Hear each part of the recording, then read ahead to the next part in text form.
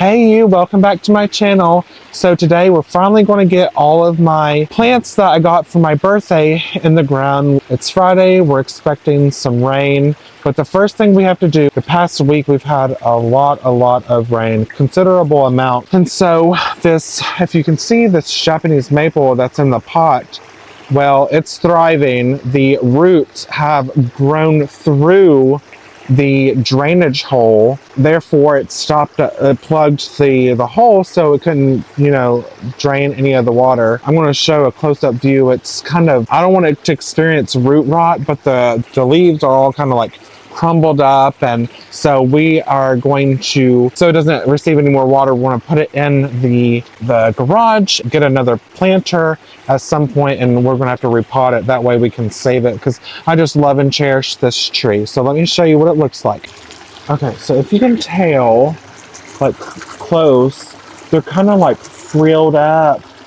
It's supposed to look like this, and that's how I first noticed it. So I was like, well, what's going on? And this was really wet. So I was like, oh my goodness. So if you can tell, the roots have grown through the hole. Therefore, the water couldn't drain properly. So it was just sitting in water, and it was kind of making it sick.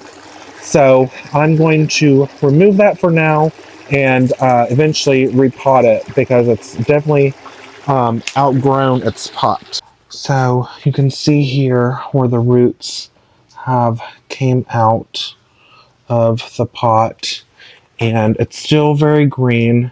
So this is Friday, so Sunday I'm going to go to Lowe's and look for a pot, and we're going to save it. Alright, first thing we're going to do, I got these pretty Helichrysum, and I'm going to put these in the containers with the spiral arborvitae. I think that will look so good.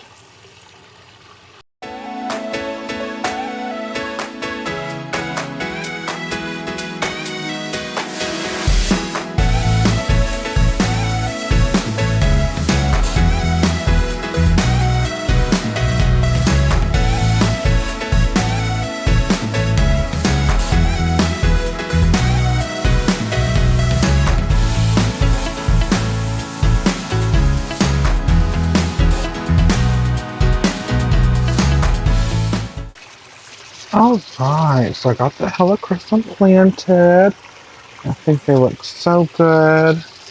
I just top dressed it with topsoil, and I fertilized them with plant tone. I just think it looks so good in those containers. Alright, so next we have our hellebore. And this is the Helleborus Glenda's Gloss. It's a little pink flower. And it looks really good. It's pretty big. And that's going to go in our shade garden. Alright, before we get started, look how big our sunflower is. Holy moly. And then nasturtium. They're still looking good. All the begonias are looking good. Hostas are definitely way bigger with all of the rain that we've had. Coleus started from seed. They're massive and beautiful. Caladium looking good. Ferns looking good. These beautiful hostas, the pieris, and I think this little spot next to the ferns is going to be a cute little spot for the hellebore. Okay, let me get down here. So, since this hellebore blooms like early winter, the first of spring, I don't think I'm going to fertilize it, actually, because I don't want it to be confused or have like transplant shock or try to force it into blooming or anything. I'm just going to plant it as is and fertilize it maybe when it's supposed to, maybe December, January, February. I'm just going to have to look and read a little bit more about it, but I'm not going to fertilize it here in May. I'm just going to plant it.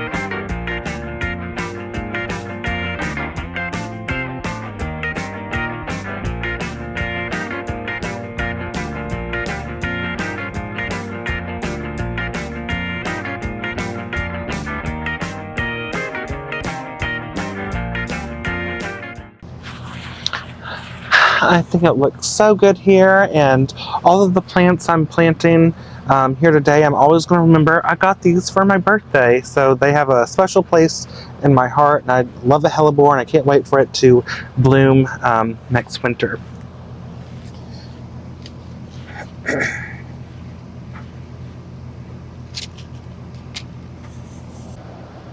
Here's what it looks like.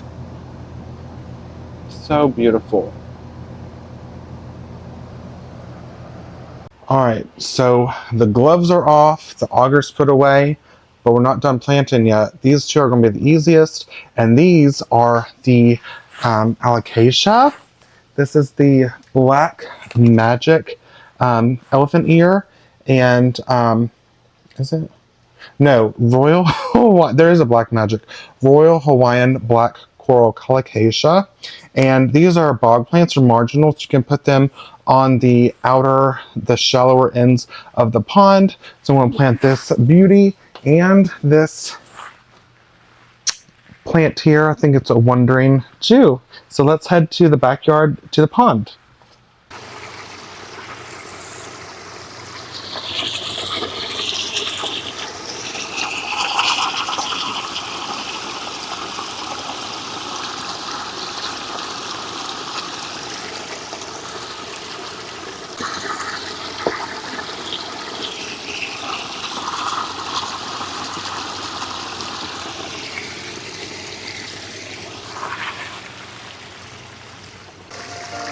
So you can tell my feet are in the water.